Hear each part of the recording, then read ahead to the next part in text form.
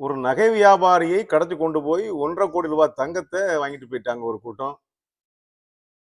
நகை எதுவுமே நம்ம நாட்டுல பணம் வச்சிருக்க முடியாது போல தெரியுது. உழைக்காமலே சம்பாத்தியம் பண்றதுக்குன்னு கூட்டம் அலையுது. நகை வியாபாரியை கடத்தி கொண்டு போய் ரூ. 1,50,00,000 தங்கத்தை அவன்கிட்ட பறிமுதல் செஞ்சுட்டான். பறிமுதல் இல்ல, பறிச்சுட்டு போயிட்டாங்க.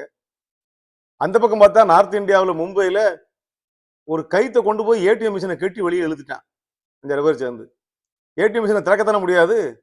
தூக்கிட்டு போய் உடைச்சா என்ன செய்ய முடியும்? அங்க வச்சு உடைக்க முடியாது. கேமரா எல்லாம் இருக்கும், சிசிடிவி கேமரா இருக்கும். எங்கேயாவது கொண்டு போய் எடுத்துட்டு கைத்த கட்டி தேர் இழுக்க மாதிரி இழுத்துக்காம பாருங்க. அப்புறம் மாட்டிக்கிட்டாங்க, முடியல, இழுத்து கொண்டு போக முடியலங்கிறது வேற விஷயம். ஆனா இன்னொரு பக்கத்துல கடத்தி கொண்டு போய் ஜிபேல பணம் போடு என்று மிரட்டுறான். இதெல்லாம் பார்க்கிற போது நம்ம நாடு சுதந்திரம் வாங்கிருச்சா இல்லையா? என்னைக்கு ஆன்ம சுதந்திரம் வருகிறதோ அன்னைக்கு தான் சுதந்திரம்னு காந்தி சொன்னார் இல்லையா? 1947 ஆகஸ்ட் 15 கொடியேற்றும் போது. இன்றைக்கு வந்து அரசியல் விடுதலை தான்.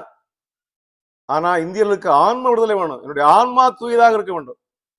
ஒரு 10-15 வயசு பொண்ணு நகையை போட்டுக்கிட்டு ராத்திரி இரவுல யாரு காவலும் இல்லாம துணையும் இல்லாம ஒரு ஊர் விட்டு ஒரு ஊர் பாதுகாப்பா போய் சேரணும்.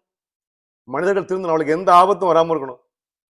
அப்ப மனுஷன்லாம் நல்லவனா இருக்கணும். மனுஷன் ஆன்ம நேயம் உள்ளவனாக, ஆன்ம விடுதலை பெற்றவனாக இருக்க வேணும். அந்த விடுதலை வந்திருக்குமா? வருதா? சிந்திச்சு பார்க்க வேண்டி இருக்குது.